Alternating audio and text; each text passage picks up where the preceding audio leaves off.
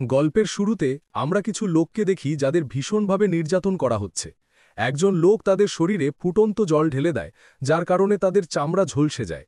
কিছু লোককে তারা জ্যান্ত পুড়িয়ে মারে, আবার কয়েকজনকে ঘণ্টার পর ঘণ্টা জলে ডুবিয়ে মারা হয়। খ্রিস্টোবো ফেরেইরা নামের একজন যাজক বা প্রিন্সও সেখানে ছিলেন, যাকে এই লোকেদের ওপর চলা নির্যাতন দেখতে বাধ্য করা হয়েছিল, কারণ তার কথাই এই লোকগুলো খ্রিস্টান ধর্মগ্রহণ করেছিল, যার জন্য তাদের এই শাস্তি পেতে হচ্ছিল। সালটা ছিল ১৬৩৩, যখন জাপানিরা তাদের দেশে কোনো ধর্মকেই ছড়াতে দিত না। যে কেউ ধর্ম পরিবর্তন করার চেষ্টা করত, তাকেই তারা মৃত্যুর মুখে ঠেলে দিত। এবার কিছু লোককে যীশুখ্রিস্টের ছবিতে পা দিয়ে মারিয়ে দিতে বলা হয়। যারা তা করেছিল তাদের জীবন রক্ষা করা হয়, কিন্তু যারা তা করেনি তাদের ওপর চরম নির্যাতন চালিয়ে হত্যা করা হয়। এর কয়েক বছর পর আমরা আরও ২ যাজককে দেখি, যারা ছিলেন খ্রিস্টোবো ফেরেইরার ছাত্র। একজন ইতালীয় যাজক তাদের একটি চিঠি দেখান, যা ফেরেইরা জাপান থেকে তাকে পাঠিয়েছিলেন। সেটি পড়ে তারা জানতে পারেন যে ফেরেইরা জাপানে তার ধর্ম পরিবর্তন করে খ্রিস্টান থেকে বৌদ্ধ হয়ে গেছেন। এ কথা শুনে তাদের বিশ্বাস হয় না, কারণ ফেরেইরা যিশুর জন্য নিজের জীবন দিতে প্রস্তুত ছিলেন, কিন্তু কখনো তার উপর বিশ্বাস হারাননি। তারা জাপানে গিয়ে তার সঙ্গে দেখা করতে চান, কিন্তু সেই ইতালীয় যাজক তাদের অনুমতি দেন না। তিনি বলেন যে জায়গাটা খ্রিস্টানদের জন্য খুবই বিপজ্জনক। যদি তারা সেখানে যান, তবে ফাদার ফেরেইরার মতো একই পরিণতি তাদেরও হবে। তা সত্ত্বেও তারা সেখানে যাওয়ার জিদ ধরে। এরপর যাজক রাজি হন। পরের দিন তারা দুজন একজন চীনা লোকের কাছে যান, যে তাদের অবৈধভাবে জাপানে নিয়ে যাবে। পথ দেখানোর জন্য তারা সঙ্গে একজন জাপানি লোককেও নেন। এই লোকটির নাম কিচিরো, এবং তার পরিবারকেও জাপানিরা খ্রিস্টান ধর্ম গ্রহণের জন্য জ্যান্ত পুড়িয়ে মেরেছিল।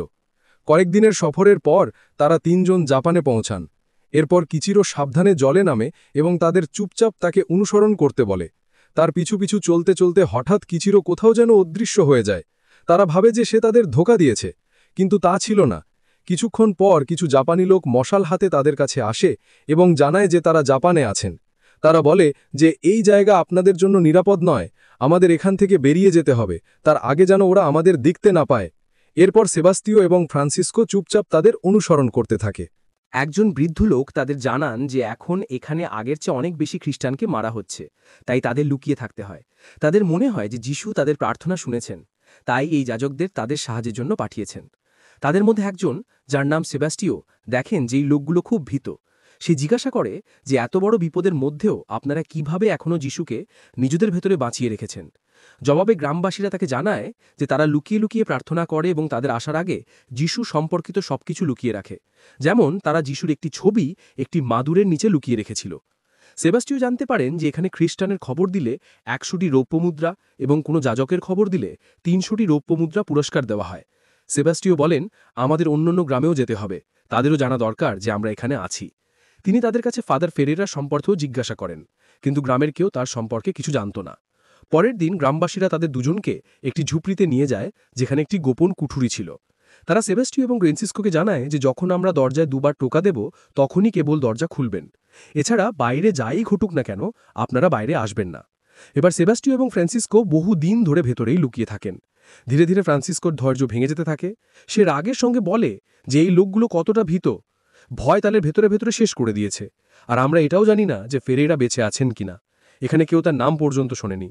কিন্তু সেবাস্টিও তাকে বোঝান যে আমাদের ছাড়াই লোকগুলোর আর কেউ নেই।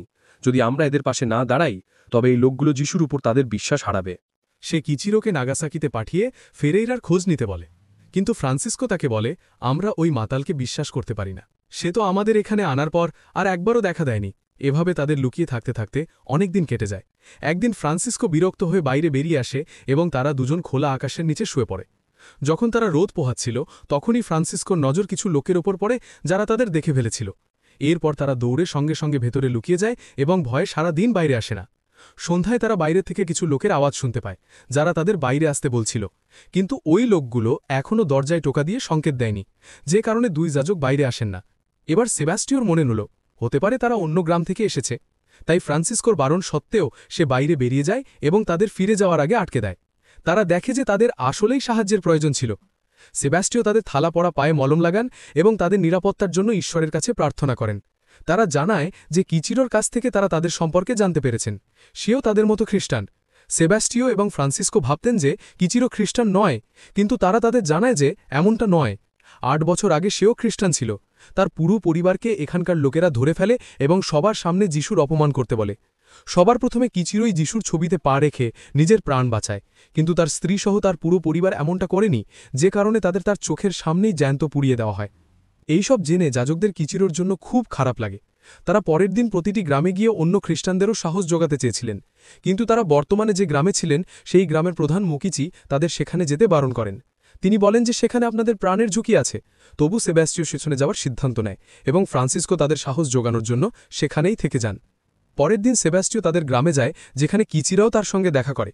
সবাই তাকে ভালোভাবে স্বাগত জানায় এবং সেবাস্টিও দেখে যে এখানকার লোকগুলো এত কঠিন সময়েও তাদের বিশ্বাস হারায়নি। সৌভাগ্যক্রমে সেখানে তার সঙ্গে একজন বৃদ্ধ লোকের দেখা হয়, যিনি জানতেন যে ফেরেইরাকে কোথায় পাওয়া যাবে। তিনি জানান যে শেষবার তিনি ফেরেইরাকে নাগাসাকিতে দেখেছিলেন, যেখানে সব খ্রিস্টানকে নিয়ে যাওয়া হয়। সেবাস্টিও দেখেন যে গ্রামবাসীরা তাদের বিশ্বাস বজায় রাখতে তার কাছ থেকে ছোট ছোট জিনিস চাইছিল, যাতে তাদের সাহস থাকে। এরপর সে খড়ের ছাল দিয়ে তৈরি ক্রস এবং তার জপমালার একটি একটি করে দানা গ্রামবাসীদের দেন। এগুলো পেয়ে সবার আনন্দের সীমা ছিল না। সে কিচিরোকেও একটি দানা দেওয়ার জন্য কাছে ডাকে, কিন্তু কিচিরো তার কাছে না এসে সেখান থেকে পালিয়ে যায়, কারণ সে নিজেকে সবচেয়ে বড় পাপী মনে করত এবং ভাবত যে যিশু তাকে কখনো ক্ষমা করবেন না। সেবাস্টিও বুঝতে পারেন যে কিচিরোরই সবচেয়ে বেশি সাহায্য দরকার, তাই সে তার কাছে জানে এবং তাকে নিজের পাপ স্বীকার করতে বলেন। কিচিরো স্বীকার করার সময় কেঁদে ওঠে, যা থেকে বোঝা যায় যে সে কত বছর ধরে তার ভেতরে কত গভীর দুঃখ লুকিয়ে রেখেছিল। অন্যদিকে আমরা একজন বৃদ্ধ লোককেও দেখি, যাকে কিছু জাপানি লোক ধরে নিয়ে গিয়েছিল। এরাই সেই লোক যারা গ্রামে খ্রিস্টানদের সাফ করার কাজ করত। মুকিচি বলেন, আমরা বৌদ্ধ মন্দিরে প্রার্থনা করি এবং প্রতি বছর করও দিই, তবে কেন আমাদের সঙ্গে এমন করা হচ্ছে? লোকটি বলল, তোমরা সবাই ভালো লোক, কিন্তু আমার সমস্যা তাদের নিয়ে যারা এখনো লুকিয়ে লুকিয়ে অন্য কোনো ধর্ম মানে। আমরা খবর পেয়েছি যে তারা এখানেই আছে। সে তার পকেট থেকে অনেকগুলো রৌপ্য মুদ্রা বের করে বলে যে যে কেউ তাদের সম্পর্কে জানাবে তারাই মুদ্রাগুলো পুরস্কার হিসেবে পাবে। আর যদি আগামী 3 দিনের মধ্যে আমি কোনো খবর না পাই, তবে আমি আরও 3 জন লোককে সঙ্গে নিয়ে যাব, যার মধ্যে তুমিও থাকবে। এবার রাতে সবাই আবারও একসঙ্গে হয়। মুকিচি বলেন যে আমরা নিজে জীবন দিয়ে দেব, কিন্তু যাজককে কিছু হতে দেব না। সেবাস্তিও জানত যে যদি সে এখানে থাকে তবে গ্রামবাসীরা একে একে মারা পড়বে, তাই সে কিচিরোর গ্রামে যাওয়ার সিদ্ধান্ত নেয়। কিন্তু তার গ্রামের কিছু লোক যারা সেখানেই উপস্থিত ছিল, তারা বলে যে সে যেন এমনটা না করে, কারণ এতে তাদের জীবনও বিপদে পড়তে পারে। আজ না হোক কাল তারা তাদের খুঁজে বের করেই নেবে। তারা আর কোথায় যাবে? এই নিয়ে সবাই নিজেদের মধ্যে ঝগড়া করতে থাকে। এরপর সেই বৃদ্ধ লোকটি এই দুইজনকে এই গ্রামেই থাকার জন্য অনুরোধ করেন। একজন লোক নিজে থেকে এগিয়ে এসে বলে যে 4 জন লোককে তারা নিয়ে যাবে, আমিও তাদের মধ্যে একজন হব। এবার শুধু একজনের অভাব ছিল। এরপর সবাই কিচিরোকে নিজেকে উৎসর্গ করতে বলে। কিচিরো প্রথমে অস্বীকার করে, কিন্তু শেষ পর্যন্ত সবার চাপে তাকে রাজি হতে হয়। পরের দিন 2 যাজককে নিরাপদ জায়গায় পাঠানোর প্রস্তুতি নেওয়া হয়। মুকিচি এবং 4 জন লোক নিজের জীবন দিতে প্রস্তুত ছিল, কিন্তু মুকিচি বলেন যে যদি তারা তারপরও গ্রামবাসীদের না ছাড়ে তবে আমরা কি করব? সেবাস্টিও বলেন, তাহলে ওরা তোমাদের যা করতে বলবে তাই করবে, ঈশ্বর তোমাদের ক্ষমা করে দেবেন। যদিও ফ্রান্সিসকো তাকে থামিয়ে মুকিচিকে বোঝান যে না মুকিচি, তুমি তাদের সব কথা মানতে পারো না, এটা ঈশ্বরের চোখে ভুল হবে। কিছুক্ষণ পর সেই লোকগুলো গ্রামে ফিরে আসে। তারা তাদের সামনে যিশুর ছবি রাখে এবং তাতে পা রাখতে বলে। সেবাস্তিয়াও দূর থেকে লুকিয়ে সব দেখছিল। তারা 4 জন গ্রামবাসী নিরাপত্তার জন্য মনে পাথর রেখে সেই ছবিতে পা রেখে দেয়।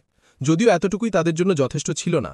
তারা বলল, আমরা দেখেছি যে ছবিতে পা রাখার সময় তোমাদের নিঃশ্বাস কত দ্রুত চলছিল। এরপর সে একটি ক্রস বের করে এবং তাতে থুথু ফেলে প্রমাণ করতে বলে যে তারা খ্রিস্টান নয়। যদিও এবার কিচিরো ছাড়া আর কেউই এমনটা করে না, কারণ সে ছিল ভীতু। সে ক্রসে থুতু ফেলে এবং তাকে যা বলা হলো সবকিছুই করে। এরপর তাকে ছেড়ে দেওয়া হয়। এবার বাকিদের একটি বড় ক্রসে ঝুলিয়ে দেওয়া হয় এবং তাদের ওখানেই মরার জন্য ফেলে রাখা হয়। সময় যত এগোতে থাকে, সমুদ্রের ঢেউ তত উপরে উঠতে থাকে। একটা সময় ঢেউগুলো এত উঁচু হয়ে যায় যে তাদের প্রতিটি আঘাত তাদের শরীরে চাবুকের মতো লাগছিল। সবার প্রথমে সেই বৃদ্ধ লোকটির ডুবে মৃত্যু হয়। এরপর সেই দ্বিতীয় লোকটিও বেশিদিন ব্যথা সহ্য করতে পারেনি এবং মারা যায়। শেষ পর্যন্ত শুধু মুকিচিই ছিল যে পরের 4 দিন পর্যন্ত সেখানে এভাবে ঝুলেছিল। তার শরীর ক্ষুধা তৃষ্ণায় শক্ত হয়ে গিয়েছিল, যার কারণে তারও মৃত্যু হয়।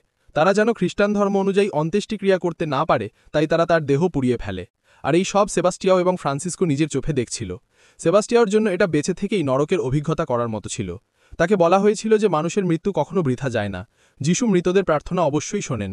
কিন্তু আজ সে নিজেকেই এই প্রশ্ন করতে বাধ্য হয় যে যিশু কি মৃতদের চিৎকার শুনতে পান নাকি পান না। ফ্রান্সিসকো ভেতর থেকে ভীরু অনুভব করছিল। সে সেবাস্টিওকে ফিরে যেতে বলে, না হলে এভাবেই গ্রামবাসীদের প্রাণ যেতে থাকত।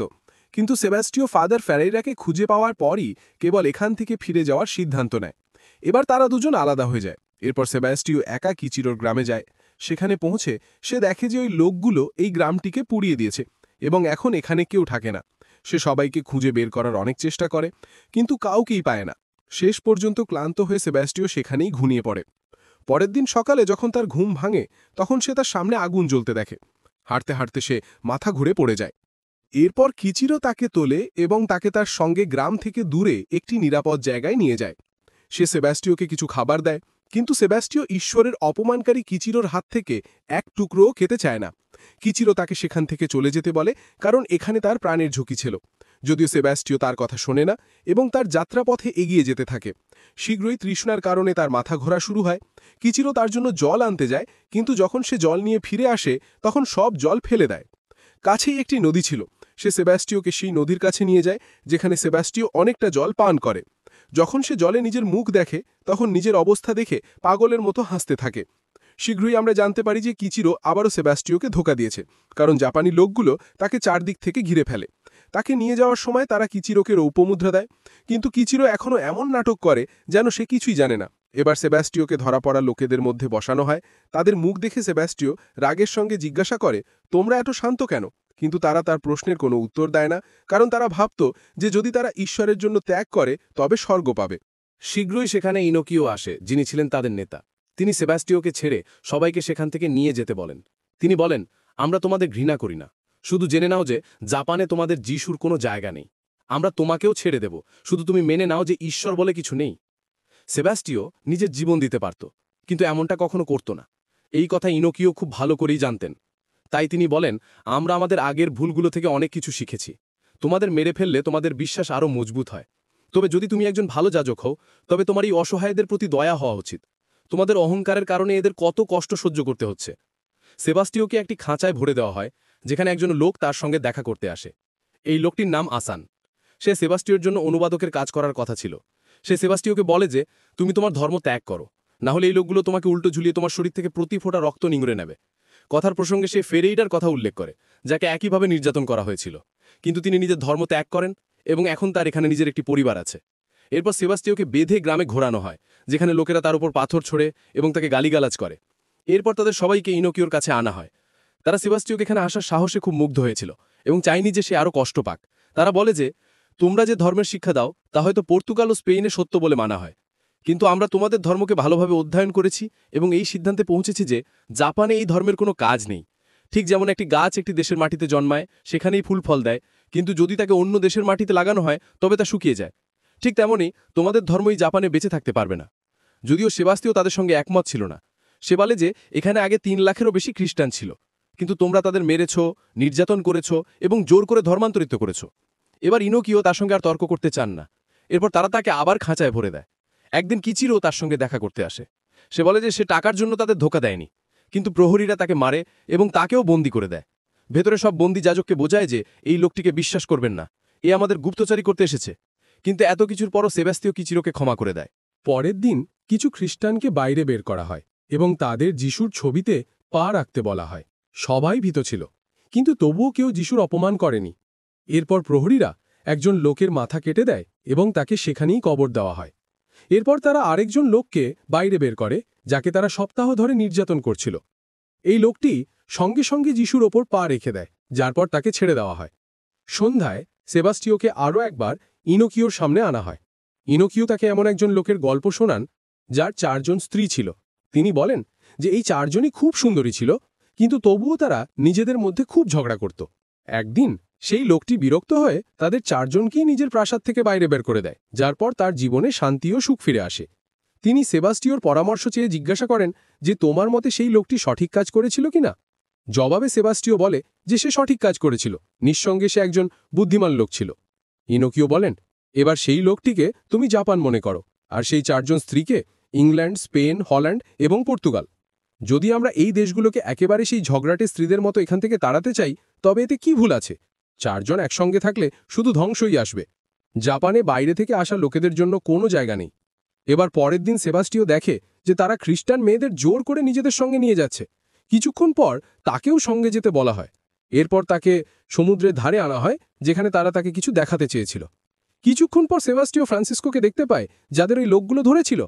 তারা সেই মেয়েগুলোর হাত পা বেঁধে তাদের গভীর জলের দিকে নিয়ে যায়, আর ফ্রান্সিসকোকে বলা হয় যে যদি তুমি তোমার ধর্ম ত্যাগ করো তবে তাদের জীবন বেঁচে যাবে। যদিও ফ্রান্সিসকো এমনটা করে না। এরপর তারা সেই মেয়েগুলোকে জলে ফেলে দেয়। ফ্রান্সিসকো তাদের জীবন বাঁচাতে তাদের কাছে যায়, কিন্তু তারা তাকেও জলে ডুবিয়ে মেরে ফেলে। সেবাস্তিওকে দূরে দাঁড় করিয়ে এইসব দেখতে বাধ্য করা হয়। আর যখন সে কান্নায় ভেঙে পড়ে, তখন আসান তাকে বলে, তুমি কেমন যাজক? তুমি নিজের স্বার্থের জন্য এই নির্দোষ লোকেদের গড়তে দিচ্ছ। তোমার ঈশ্বর কি এটাই চান? সেই রাতে সেবাস্তিও খুব কাঁদে এবং তার মানসিক অবস্থাও খারাপ হতে থাকে। এবার পরের দিন তারা তাকে সঙ্গে করে একটি বৌদ্ধ মন্দিরে নিয়ে যায়, যেখানে তারা তাকে একজন বিশেষ লোকের সঙ্গে দেখা করাতে এনেছিল। আসানের মুখে হাসি ছিল, যেন সে এই দিনটির জন্য অধীর আগ্রহে অপেক্ষা করছিল। কিছুক্ষণ পর সেখানে ফেরেইরা আসেন, যার রূপ, রং, চলাফেরা সবকিছু পুরোপুরি বদলে গেছে। তাকে দেখে সেবাস্তিও নিজের চোখে বিশ্বাস করতে পারে না, কারণ এখন তিনি একজন বৌদ্ধ ভিক্ষু হয়ে গেছেন। ফেরিরার মুখে একটি অদ্ভুত নীরবতা ছিল, মনে হচ্ছিল যেন তিনি অনেক কষ্ট সহ্য করেছেন। সেবাস্তিও প্রশ্নের তিনি উল্টোপাল্টা উত্তর দেন এবং এমন দেখানোর চেষ্টা করেন যে তিনি এখানে খুব খুশি আছেন। আসান ফেরিরাকে সেই বইয়ের কথা বলতে বলেন, যেটার উপর তিনি এখন কাজ করছেন। এখানে সেবাস্তিও জানতে পারেন যে এই লোকগুলো ফেরিরাকে দিয়ে খ্রিস্টান ধর্মের বিরুদ্ধে বই লেখাচ্ছে, যাতে এই ধর্ম কখনো এই দেশে বেড়ে উঠতে না পারে। ফেরিরা বলেন যে, আমি এখানে 15 বছরেরও বেশি খ্রিস্টান ধর্মের প্রচার করেছি এবং এখন আমি বুঝতে পেরেছি যে এখানে যিশুর কোনো প্রয়োজন নেই। ভালো হবে যে তুমিও এই কথাটা তাড়াতাড়ি বুঝে যাও। আসান বলেন যে কারোর ধর্মে হস্তক্ষেপ করা উচিত নয়, এটাই বুদ্ধের পথ। তিনি কখনো নিজেকে তোমার যিশুর মতো মানুষ থেকে উপরে মনে করেননি। যখন ভাগ করে নেওয়ার মতো এত কিছু আছে, তখন কখনো একজনকে জেতার চেষ্টা করা উচিত নয়, যা শুধু তুমিই করছো। এবার ফেরিরা তাকে জানান যে যদি তুমি এদের কথা না মানো, তবে এরা তোমার গলায় একটি ছোট কাঠ দেবে এবং তোমাকে উল্টো ঝুলিয়ে রাখা হবে যতক্ষণ না তোমার শরীর থেকে প্রতি ফোঁটা রক্ত নিচে পড়ে যায়। এরা আমার সঙ্গেও তাই করেছিল। একটি ফ্ল্যাশব্যাকের মাধ্যমে আমাদের সেই দিনটি দেখানো হয় যখন ফেরেইরা যিশুর ছবিতে পা রেখেছিলেন, যা তাকে ভেতর থেকে পুরোপুরি ভেঙে দিয়েছিল। তবে আসান সেবাস্তিওকে জানান যে তুমি জাপানের শেষ যাজক, তাই আমরা তোমার সঙ্গে তেমন কিছু করব না। আমাদের পদ্ধতি এখন কিছুটা বদলে গেছে। এর বদলে তারা এখানকার খ্রিস্টানদের নির্যাতন করবে এবং এটা ততক্ষণ করা হবে যতক্ষণ না সেবাস্তিও নিজের ধর্ম ত্যাগ করে। পরের দিন সেবাস্তিওকে ইনোকিওর বাড়িতে নিয়ে যাওয়া হয়। রাস্তায় লোকেরা তার উপর পাথর ছোড়ে। আসান বলে, দেখো, তুমি এই লোকগুলোর জন্যই এসেছিলে আর এরাই তোমাকে ঘৃণা করে। এবার রাতে সেবাস্তিও লোকেদের চিৎকার শুনতে পায়, যা তার কানে সুইয়ের মতো বিচ্ছিল। কিছুক্ষণ পর সেখানে ফেরেইরা আসেন এবং বলেন যে এই দেওয়ালে যে শব্দগুলো দেখছ তা আমিই লিখেছিলাম যখন আমাকেও তোমার জায়গায় এই জেলে রাখা হয়েছিল। তিনি বলেন যে যদি তুমি ঈশ্বরের কাছে প্রার্থনা করতে চাও তবে করতে পারো, কিন্তু চোখ খুলে প্রার্থনা করো। সেবাস্টিও দেখে যে 5 জন খ্রিস্টানকে উল্টো ঝুলিয়ে তাদের রক্ত বের করা হচ্ছে, যার কারণে তারা ধীরে ধীরে মৃত্যুর মুখে যাচ্ছে। সেবাস্টিও তাদের সবাইকে খ্রিস্টান ধর্ম ছেড়ে দিতে বলে, কিন্তু ফেরেইরা তেপে জানান যে এরা সবাই আগে থেকেই এটা করে ফেলেছে। এদেরকে শুধুমাত্র তোমার জন্যই নির্যাতন করা হচ্ছে। এদের কথা মেনে নাও এবং খ্রিস্টান ধর্ম ত্যাগ করো। যদি যিশু তোমার জায়গায় থাকতেন তবে তিনিও এটাই করতেন। এই বলে ফেরেইরা তার সামনে যিশুর ছবি রাখেন। এবার সবার চোখই তার দিকে ছিল যে সে কি করে। সেবাস্তিও যিশুর দিকে তাকায় এবং একটি আওয়াজ শুনতে পায়, যেন যিশুই নিজে বলছেন, আমার উপরে পা রেখে দাও। শেষ পর্যন্ত সেবাস্তিওর সাহস ভেঙে যায় এবং সে তার উপর পা রেখে দেয়। তার এমনটা করার সঙ্গে সঙ্গে আসান সবাইকে ছেড়ে দেওয়ার আদেশ দেয়, যার পর সবাইকে বাইরে বের করে আনা হয়।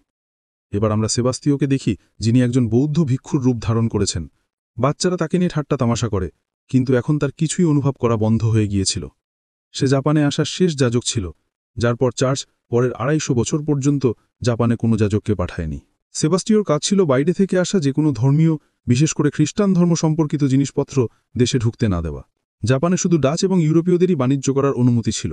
আমরা এখানে একজন লোককে দেখি যে এই সব কিছু সাক্ষী ছিল। শীঘ্রই ফেরেইরারও মৃত্যু হয়, যার পর সেবাস্টিওকে সব দায়িত্ব সামলাতে হয়। একদিন ইনোকিও সেবাস্টিওকে নিজের কাছে ডেকে পাঠান এবং তাকে জানান যে দূরে কোথাও একজন জাপানি লোকের মৃত্যু হয়েছে।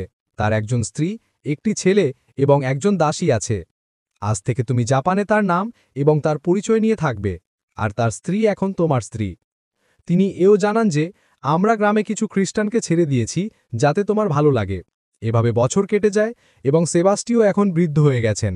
জাপানিরা প্রতি কয়েক মাস অন্তর তাকে যিশুর ছবিতে পা রাখাতো, যাতে তার বিশ্বাস আবার ফিরে না আসে।